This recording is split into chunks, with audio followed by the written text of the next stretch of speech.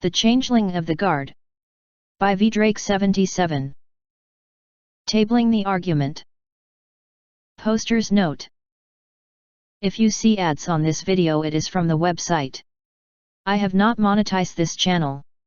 And remember, if you like this video, go to the links and give the writer a upvote and the view count. End poster's note. This was familiar, I realized, head bobbling. And indeed, I could recall a very similar position once before. I had apparently even tried to stretch my neck at the time to offer a better grip. Well, this time I would make her work for it, I decided, trying to forcibly stabilize myself. After all, Princess Celestia claimed a sitting princess rarely had time to exercise properly, and it would not do for these ponies to see their ruler go soft. We would also have to have words about her technique. I know a number of ponies believe that the third time is the charm, but if she only practiced this skill every few years, she would be unlikely to learn. She did not even have a proper grip upon my neck this time, I realized somewhat dourly, instead seizing me by the shoulders.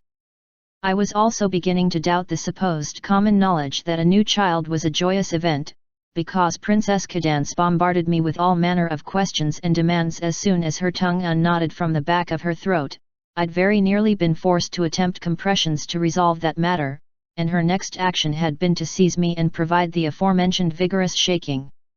How, when, why? Does Topaz know? Of course she does, she's probably Topaz's. Oh Harmony Idol, you need to take paternity leave, you can't just leave a new mother with a filly. I didn't even know she was pregnant. Do changelings give birth that fast? Oh my goodness, was she pregnant all along? Is that why she was? I had also been trying to interrupt this onrush of questions. Princess Cadance. Princess Cadance. Allow me to know, Princess. A particularly vigorous shake caused me to set teeth to tongue in a most unpleasant way, and I found I was done. Caddy. The princess froze, staring at me in shock, emotions running so wild I could scarcely snatch upon them. Do you remember? I do not. Or do, vaguely, but not the why. I know that is important to you, regardless of how inappropriate it is, and know that I rarely name you such. I gently pried her hooves from myself, taking a moment to compose myself, working my jaw a bit to try to alleviate the pain. Drastic times called for measures and the like. I feared the possibility of my head falling off. Will you give me a moment to explain the situation? A royal eye twitched. I can try. I blinked, taken aback. You are upset with me, I verified, not fully certain why, but beginning to piece it together. Princess Cadance had strong opinions on parenthood and had issues with abandonment. My cavalier revelation of offspring was almost certainly the exact wrong way to have gone about this, but I had been so naturally comfortable doing so, I lacked the emotional memory to consider discussing my issues with the princess, but apparently speaking frankly to her was something I did out of habit. No, came the quick reassurance, but her shaking hooves were framing her face as she fell to her haunches, and then she continued to gesticulate wildly. I'm absolutely furious with you. Idol, this is such a big thing. When did this happen? 2, perhaps 3 years. You had a foal years ago and never told us anything. Shining hadn't even proposed to me and you had a child. I have a nymph, it is not the same, oh Tartarus, those were the wrong words.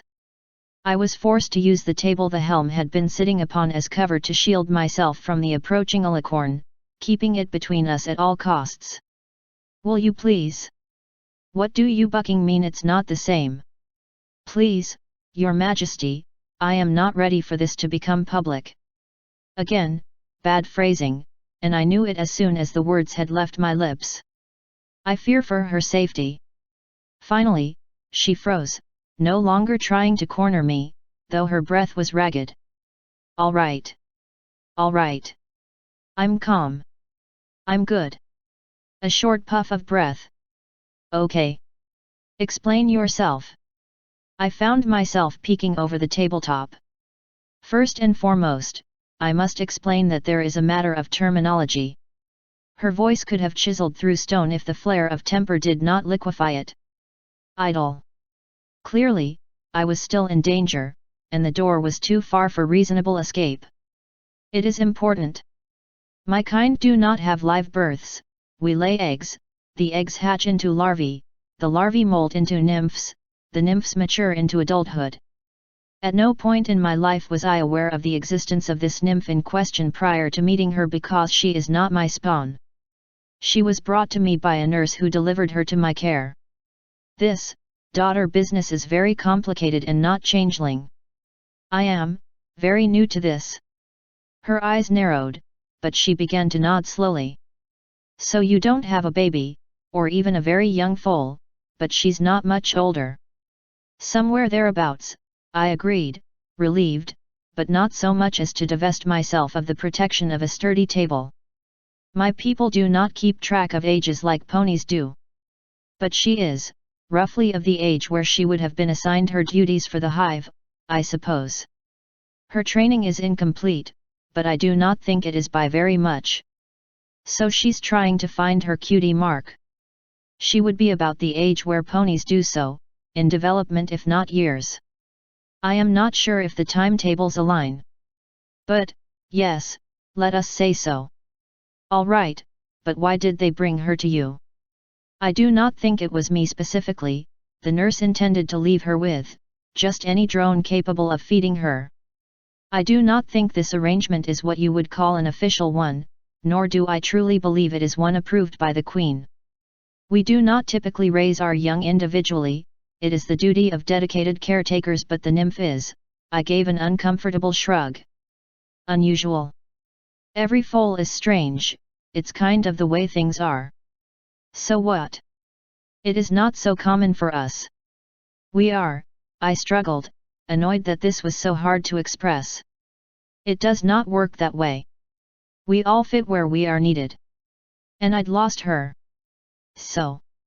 The nymph was trained to be one who gathers love from ponies, but cannot make herself accurately match the pony she is replacing. Some sort of, chromia, Topaz says. Her head tilted still further, and she looked even more confused, but I could taste anger in the very air. Idle. Are you telling me they sent her out of her hive, her home, to live with a stranger, because she's colorblind? Oh. She did understand. Yes, that. Wait. I ducked below the table again as the anger threatened to bubble over. You are taking this very harshly. Even Princess Celestia was not this displeased. I'm not angry at you, Idle. I might like to beat the tar out of your queen, but, wait, Auntie knows. Please do not joke about starting an ongoing war between our species. And I would very much like to not repeat the events leading up to the wedding ever, thank you. And, she only very recently found out as well, yes. I am trying to start from the beginning. Skip a bit, then, but I'm not promising anything. I gave a sigh. Fine. Please do not interrupt, then. I tried to arrange my thoughts as she begrudgingly nodded her acceptance. Changelings do not typically have names. So the nurse who gave me the nymph was, as far as I know, just a nurse, or the nurse and the young changeling was, for a long time, just the nymph to me. She stayed in the sewers. The sewers. It is a fine enough place for a changeling, it is cleaner than you would think, warm, and damp. It was fine. Plenty of superheroes live in sewers. Caddy blinked a few times, but I think I had successfully disarmed her response. And yes. The sewers. And that was fine until discord flooded the city with cotton candy and magical runoff. The poor thing. Oh Harmony, she must have been terrified. She was fine, she managed to get herself to under Topaz's house and, then got caught in a giant bug trap. But the important thing is, Topaz found out, and I have been much better about raising her in a pony fashion since then. And I found out she does have a name. Which is Circe. You didn't know your daughter had a name. I gave up. I did not have a name. We do not have names. We do not converse or distinguish ourselves. We are our roles, and that is all we are supposed to be. Those who are out of the hive, interacting with ponies, they have names because they apparently must. I do not. I do not know how else to explain it. So why does the queen have a name? What? The queen? You told me she was Queen Chrysalis, of the Changelings. How come she gets a name? It doesn't sound like she goes out and about often. I stared. Well. I blinked. Then, for good measure, blinked again, then stared more. Idle. I do not know. I confessed, shocked. She is the queen, it is the most important role, and yet, she is not only the queen. She is the only queen there has ever been, and yet, she does have a name. It did not make sense. I had never thought of it, but now it bothered me. Is that somehow relevant? Well, no, probably not. Just thought it was weird. I rolled that about in my mind for a moment, then grimaced. It might be. I am only an excavator, I expand the hive by digging holes. That was, essentially, all I needed to know. I'm starting to understand why you're so, It is what it is. We always just kind of assumed you had it all figured out and were confident in how things were going. Order preserve me, no. You ponies always have me in a panic. I simply cannot express that fundamental terror without likely killing myself with the drain on my emotional stores. I think that's the most Twilight thing you've ever said. Twilight the younger or Twilight the elder? First off, if Velvet ever hears you calling her that, she might hurt you. Secondly, you know darn well which. Alright, you've got a child, she has a name, and you didn't give it to her, and for changeling reasons, it never occurred to you that she would. Changelings don't normally have names, which is weird but okay. How did Auntie get involved? I shuffled, still unsure how much pride and shame I should feel at this entire event. After she saved her friends during the invasion, she enlisted them to help extricate me from beneath the castle. The pink princess blinked a few times, then delighted comprehension dawned. The missing foals. She saved them, they got saved too hard and she couldn't get them back home right away, and then she tried to stage a jailbreak. Why ponies have such a romantic view of escaping legal punishment for a system they willingly followed, I will never understand. She misunderstood some key elements of the process. She delivered a manila folder. Cadance slowly covered her mouth, but her eyes welled with tears of mirth. However did you not escape with such brilliant schemers? I told her, and them, to go home. Instead she tried again, at night, by impersonating Celestia, and ordering my release. Oh! The mirth slowly faded, turning to dread. Oh no! Indeed. Perhaps fortunately, her disguise was incorrectly sized, and due to her inability to discern certain colors, far too pink. She only managed to confuse the guards into retrieving the actual princess, who in turn retrieved me, and then the nymph had something of an emotional breakdown at the failure of her plans and the various preceding events. Princess Celestia demanded I intervene, and, when all was calm, informed me that I was the nymph. Circe's father. It is not a thing I have come to terms with, as of yet. Nor one I have discussed with Circe. There has not been time. My hesitance to claim the title is multifold.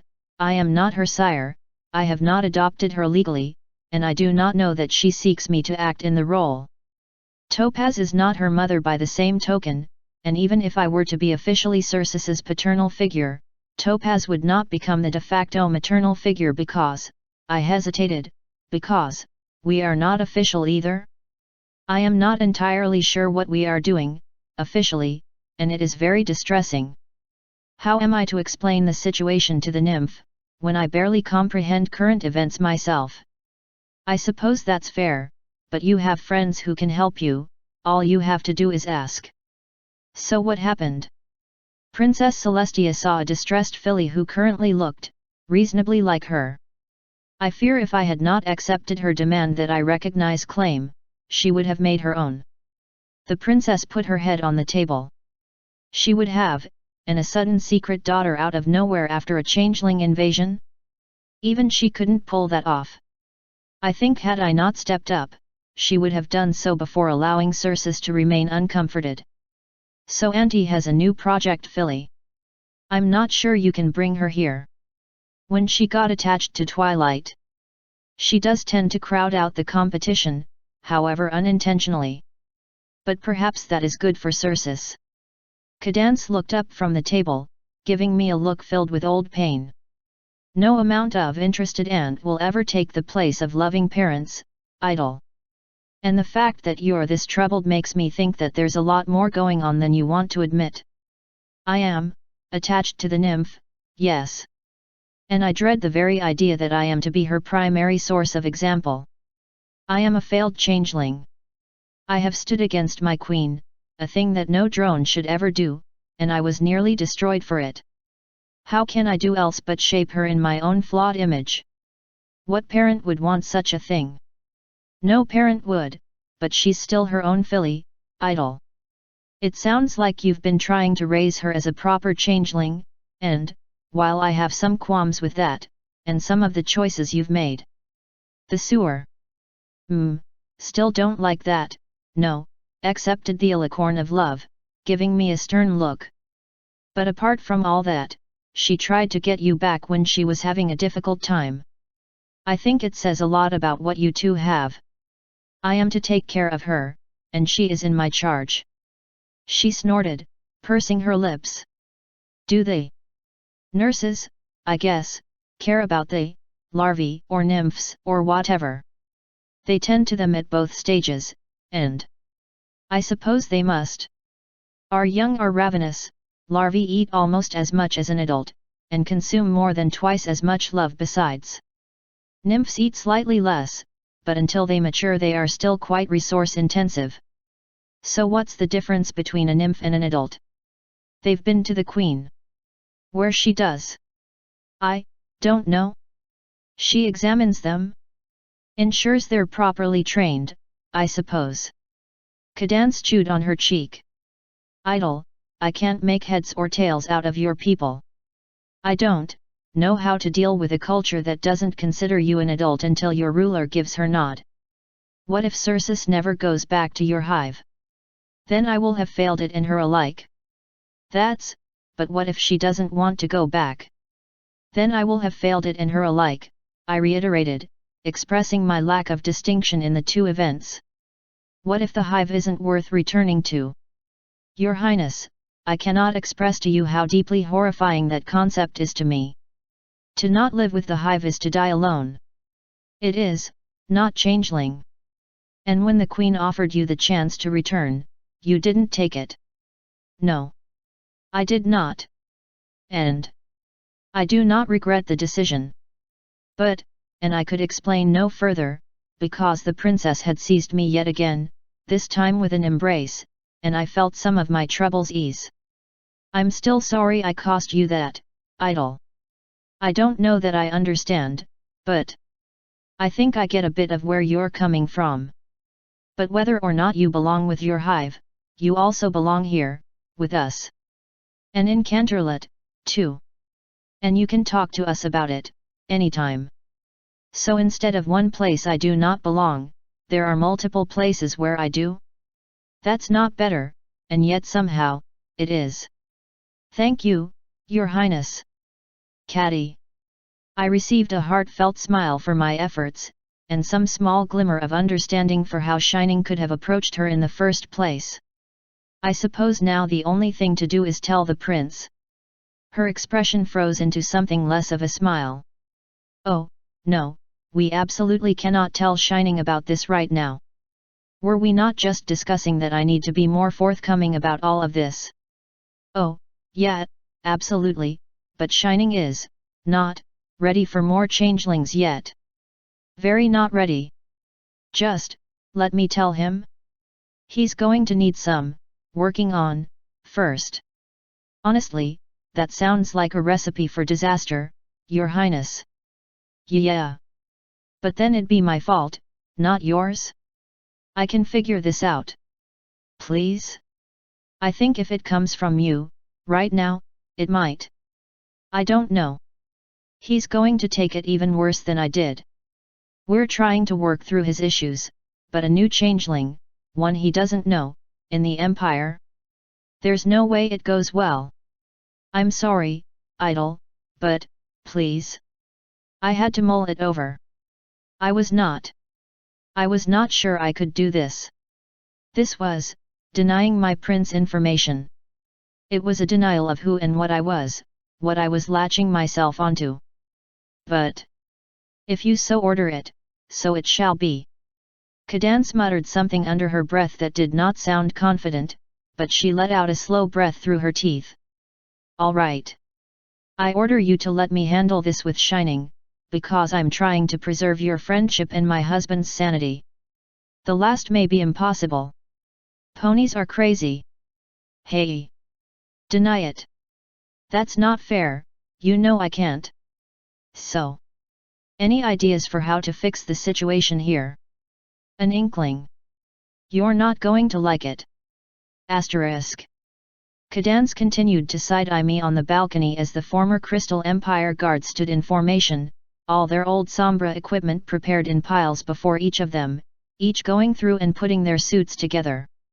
You know, I still don't like it. Shining turned, giving her a disbelieving look. You were the one who convinced me to let him do it.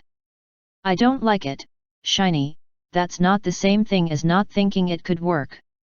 She hesitated, looking over the balcony. Harmony, it feels bad out there. They didn't feel like that in the armory. I do think he's right, but, it's just awful. She shook her head. Some of them kept it in their homes. She did not know the half of it. The misery on the training grounds was a miasma, and not all of it unnatural. Fear too deep to be anything but dread, resignation. Some of the soldiers looked ready to weep at the very sight of their old equipment, and even as I watched, several traded helmets back and forth.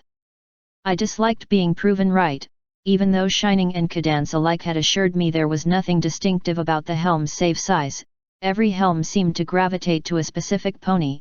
As I trailed, one was passed almost directly across the formation past several ponies who could have easily worn it, all the way to the back row from the very front. Under or oversized armor was accepted without complaint, even pieces that would not fit together well only exchanged when necessary, but the helms always found their way to what I presumed to be their original owners, each approaching that same look of old despair. And still they took them, and in so doing, seemed to wake something within the armor. The influence was not merely compelling, it was corrupting. Not quite alive, but certainly more than mere simple magic. That they even put the armor on even momentarily was proof of their obedience. That none of them went against those orders and put on the accursed helmets was both a small mercy, and a sliver of hope. Not far past the boundary of the grounds, just at the edge of my vision, a group of foals that had been playing and racing about since that morning had begun to squabble with each other. I caught faint snatches of their conversation, something about a competition, a small-scale marathon between them, and who had placed first. The argument was minor, but surprisingly vicious. Only when one began to cry was the fight averted, but I had the sense that it was a near thing, given the fearful looks cast to the palace, as if they sensed my attention, or that of something worse. It was but a tiny symptom of a much larger problem. These ponies were not ready to be free. A week of study, of talking with them, learning about them, had only reinforced my understanding of that simple fact. They feared it, and yet my prince wished it. And thus, I would force it upon them, whether they in turn wanted it or not. I stepped forward, and began to speak. Attention! The guards, almost as one, jerked into place. Not all of them were so quick, and several seemed confused at the actions of the rest. Mostly those who had been pressed into service towards the end of Sombra's reign, they tended to be younger, but still, they were here, emotions just as tainted as the rest of them. Some of you may have heard rumors of cursed armor. I am here to inform you that said rumors are true. A few gasped. The miasma of dread turned sickly. Every single one of you is likely affected. It has made you less than you were. Worse. But that is not your fault. Some of you accepted this armor for fear, for yourselves or others. Some of you wore it in hopes of softening a blow that had yet to be struck. And still others of you were forced into it, against your will, as you were pressed into the service of a tyrant. And as I have said, none of that is your fault. But it does not change the fact that you are useless. A hiss from behind me, possibly from both rulers in tandem. I had not exactly explained my plan here, only the intent. Idle. You are weak, and you are useless to me. I will not have controlled ponies in my new crystal guard. My prince does not accept it, and I will not allow it. You will be better than that, or you will not be here. I glared out over the formation. Some had started to weep openly, from shame, fear, or other strong emotion, while others stared on stonily. Those of you who wish to leave may go. You will leave your armor here. It will be dealt with, and if you can forgive yourself what you have been forced to do, then that is between you and you alone. None will be forced into the armor here. But if you choose to stay, you will be tested. I served Princess Miamor herself. Why should I be tested? Because you failed her. I roared, infusing the words with fury enough to quell their rising emotions. I felt Shining jolt backwards slightly behind me, and I suspected this was another thing he was not aware I could do. You will not fail my prince. You will not fail my princess. And I do not care why you failed. The past is past, and this is a fresh start. The new crystal guard will not be free of the stigma of what Sombra made of it. I cannot promise you that. We could discharge every one of you and demand 100 fresh faces to replace the lot of you, and that shame would still linger on every piece of crystal armor, fresh forged or be it 1,000 years old. I took a deep breath, releasing the fury. But it need not linger forever. You can be better. With the help of your new prince and princess, we will redeem the guard, and we will redeem ourselves. I have seen it in the faces of the citizens of the Empire. They shy away from armor, not just Sombra's but our own. We will fix that. We will restore the trust we have rightfully lost, and make them feel safe again. We will find ways to protect and defend our people, and we will not allow another Sombra. Muted, almost restless stomping as a few began to see the light, but I was not done. And we start today. Today, you have a singular goal. One that may not even be completed on this day, for it will be harder for some of you than others. Perhaps even impossible. But while the redemption of the Crystal Guard is a task for us all, this is one that must be undertaken individually. It will have repercussions. It may cause suffering. I do not think there is even a chance it will be painless, and I presume it will be traumatic. Every one of you has a helmet before you. It is yours, and each of you knows it, more than you may want to know or dare to admit. It is enchanted with Sombra's own fell magic, and from where it came I dare not guess. It is your guilt, and your shame. Your sole duty, until you accomplish it, is the destruction of this accursed headpiece. You, and you alone, are responsible for it. Until the deed is done, you do not serve in the new Crystal Guard. This is a duty that I confess I have stolen from one of you. I will not claim that I should have given him this chance. I did not know the depth of what it meant until it was too late. But the rest of you will prove yourselves. Or you will not, and we part ways. You may take the helmets with you, or leave them on the spot and return when you are ready. The rest remain. But regardless of whether you can or cannot destroy it, you will return, 1 week hence, and the deed will be completed. Those who can manage it now may return to service immediately. There will be no reward or punishment for doing so early, save that you may serve again as soon as you wish, and regain the honor that was stolen from you. Until then, you are all dismissed from service." Shining Armor stepped up to the balcony, and said the single word that changed the Crystal Guard forever. He did not say it boldly, for he knew that there would be a cost, but he recognized it had to be paid all the same. Truthfully, he may not have had to take responsibility for it at all, but he was, after all, my prince, and he was worthy of the title. The word was hoarse, almost strained, but he said it regardless, in a voice everyone could hear. Begin. Author's note. Hey folks, figured y'all were due for more. If you want to drop a buck in the hat to join the Discord and get art, some various other stuff, and just generally hang out with a lot of really fun people.